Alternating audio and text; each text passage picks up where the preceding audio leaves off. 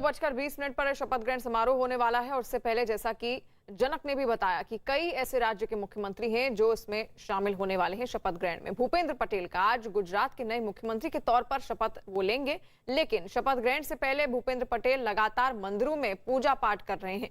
सबसे पहले उन्होंने घर पूजा की, इसके बाद वो साई मंदिर पहुंचे और फिर उन्होंने स्वामी नारायण मंदिर में भी जाकर पूजा अर्चना की। ये 3 तस्वीरें अलग अलग आप देख सकते हैं। घर पर पहले उन्होंने पूजा की, उसके बाद वो साई मंदिर गए और फिर स्वामी नारायण मंदिर में। इससे पहले हमने तस्वीरें भी आपको दिखाई थी जब वो स्वामी नारायण मंदिर पहुंचे थे। वहां पर जो साधु संत मौजूद थे उनके साथ उन्होंने मुलाकात की, चर्चा भी की थी और लगातार अब मंदिर जाने का दौर शुरू हो गया है भूपेंद्र पटेल का, क्योंकि आज शपथ लेनी है उनको गुजरात के मुख्यमंत्री के रूप में। और उससे पहले कई उनके कार्यक्रम हैं जो निर्धारित किए गए हैं, कई राजनीतिक कार्यक्रम भी हैं और ये तस्वीरें आप देख रहे हैं इस वक्त जहां पर वो कई मंदिर गए। और अब आपको अहमदाबाद एयरपोर्ट की तस्वीरें दिखाते हैं जहां पर कई मंत्री, कई बड़े चेहरे केंद्र से हो या फिर कई राज्य के मुख्यमंत्री भी अब पहुंचने वाले हैं। और अहमदाबाद एयरपोर्ट में किस तरह जश्न का माहौल देखने को मिल रहा है ये आप देख सकते हैं, क्योंकि आज गुजरात के मुख्यमंत्री के रूप में शपथ लेंगे भूपेंद्र पटेल और उससे पहले कई मेहमान आने वाले हैं। अहमदाबाद एयरपोर्ट पर ही वो पहुंचेंगे और उसकी ये तस्वीर, जिस तरह ढोल नगाड़े बजाए जा रहे हैं, जश्न का माहौल है आसपास। और कल भी हमने तस्वीरें आपको दिखाई थी किस तरह जो समर्थक हैं उनके, भूपेंद्र पटेल के, उनके प्रति बहुत ज्यादा उत्साह उनमें देखने को मिल रहा था। और उससे पहले अहमदाबाद एयरपोर्ट पर क्योंकि सारे मेहमान पहुंचेंगे और यहीं से उनका काफिला फिर आगे बढ़ेगा राजभवन की ओर, जहां पर शपथ ग्रहण समारोह होगा भूपेंद्र पटेल का। तस्वीरें आप देख रहे हैं किस तरह का माहौल है, यहाँ पर खुशी मनाई जा रही है, जश्न में है सभी लोग। और ये मंदिरों में पूजा, जबकि उसकी तस्वीरें हैं स्वामी नारायण मंदिर में इससे पहले पहुंचे थे भूपेंद्र पटेल। और जनक दवे लगातार हमारे साथ जुड़े हुए हैं। जनक, एयरपोर्ट पर भी बहुत अच्छी तस्वीरें देखने को मिल रही हैं, पूरा माहौल जश्न में डूबा हुआ है इस वक्त। ढोल नगाड़े वहां पर अहमदाबाद एयरपोर्ट पर बजाए जा रहे हैं।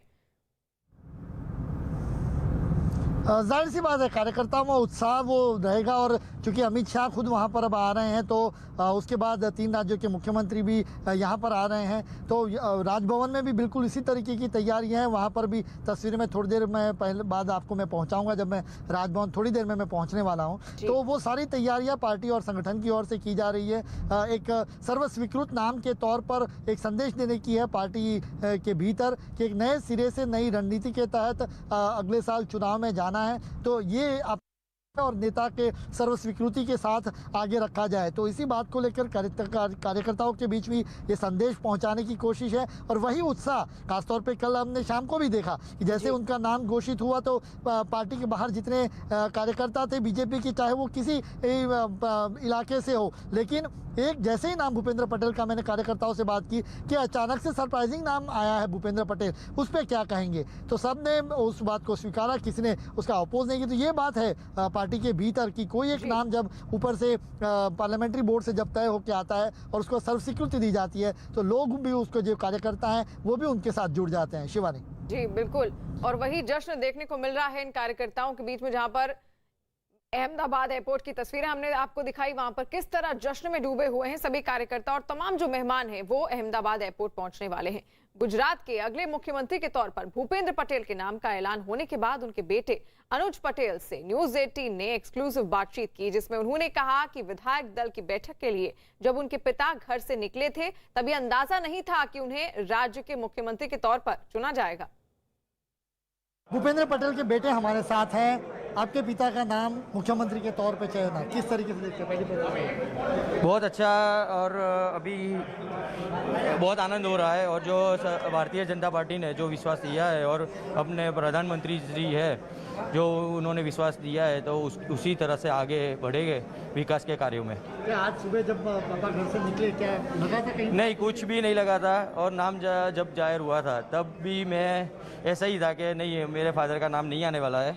तो फिर आ गया है, तो हमें भी आनंद बहुत है, बहुत आनंद है। ठीक है, शपथ कब ले रहे हैं मुख्यमंत्री? वो मुझे पता नहीं है, वहाँ से अंदर से जो आएगा वहीं से बिल्कुल, तो देखिए उनके परिवार के सदस्य हैं जो जाहिर तौर पर खुशी जाहिर कर रहे हैं, क्योंकि उन्हें भी पता नहीं था कि उनके पिता जब यहाँ से निकले, घर से निकले पार्टी दफ्तर के लिए, और वहाँ जाकर उनका नाम बतौर मुख्यमंत्री के तौर पे होगा, ये भी उनको अंदेशा नहीं था। लेकिन यही होता है कि एक आखिरी पंक्ति में बैठा कार्यकर्ता बीजेपी का कभी कभार बीजेपी में मुख्यमंत्री भी बन जाता है। और जनक लगातार हमारे साथ लाइव जुड़े हुए हैं। जनक, देखिए, आपने इससे पहले भूपेंद्र पटेल के बेटे से भी बात की, वही जो बातचीत थी उनकी हम सुन रहे थे, वो खुद भी चौंकाने वाला फैसला उनके लिए भी था। बिल्कुल, देखो शिवानी, मैं वही बात कर रहा था घंटे भर पहले, जब वो स्वामीनारायण मंदिर में दर्शन कर रहे थे, तो मैं कल से उनके कार्यक्रम को देख रहा हूँ कि 2 बजे उनको के लिए गांधीनगर आने को कहा जाता है, और सारे विधायक उस मानसिक रूप से तैयार होते हैं कि उनको विधायक दल की बैठक में जाना है। वो खुद 11 साढ़े 11 बजे अपने चुनाव क्षेत्र घाटलोड़िया इलाके में, एक बोपल इलाका है, वहाँ पर ट्री प्लांटेशन के एक प्रोग्राम में सीधे साधे जो 4 कार्यकर्ताओं के साथ कार्यक्रम था उसमें वो शरीक होते हैं। उसके बाद संगठन की कोई बैठक होती है, उसके बाद जो 10-12 लोगों का ग्रुप था उसके साथ वो मुलाकात करते हैं। उस समय उन्होंने कभी सोचा नहीं होगा कि 2 बजे जब उनको जाना है, उन्होंने केवल शायद यही सोचा होगा कि जो नाम आएगा उस नाम पर सर्वसम्मति उनको हस्ताक्षर करने होंगे, एक विधायक दल का जब प्रस्ताव रखा जाता है उसमें। लेकिन उनका ही नाम आएगा, जब उनका नाम मंच से बोला गया तो वो खुद चौंक गए थे कि क्या वो मुख्यमंत्री पद के थे, तो एक छोटा कार्यकर्ता भी पार्टी के अंदर मुख्यमंत्री बन सकता है, इससे ये साफ होता है। जी बिल्कुल, और ये एक संकेत देने की भी कोशिश है बीजेपी की कि एक